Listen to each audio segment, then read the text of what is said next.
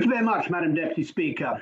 At the outset, it's important to recognise the great job done by Suffolk Police in what are at present incredibly challenging circumstances.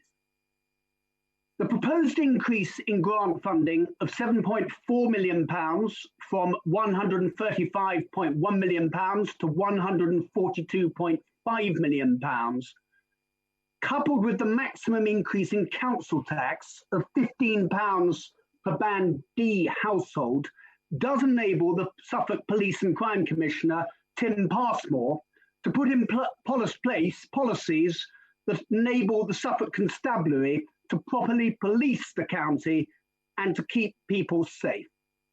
But this is becoming an increasingly difficult task, with Suffolk being the fourth lowest centrally funded force per head of population in the country, and with the local taxpayer having to pay an ever-increasing share of this burden.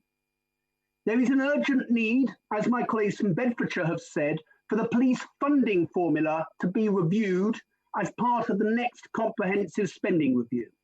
Moreover, a 3-year settlement would greatly assist with long-term planning and responsible budgeting. It is welcome that Suffolk Police are recruiting more officers. As a result of Operation Uplift, there will be 162 more officers over the next 3 years, with more police out on the streets. They are tackling county lines and violent crime. There will be investment in the cybercrime unit, more work on fraud prevention and on rural crime, an improved 101 service, and at a time when it is much needed, more support for the vulnerable and those at risk.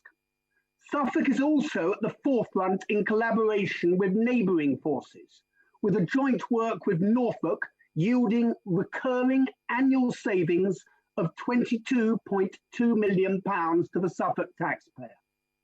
Madam Deputy Speaker, these initiatives are welcome, but the Suffolk Council taxpayer is being asked to pay too high a proportion of their cost.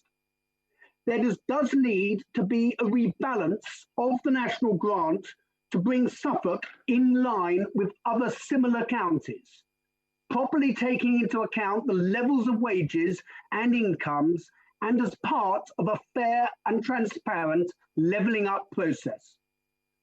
When my honourable friend the Minister sums up, I ask him to commit to a full review of the funding formula ahead of the comprehensive spending review.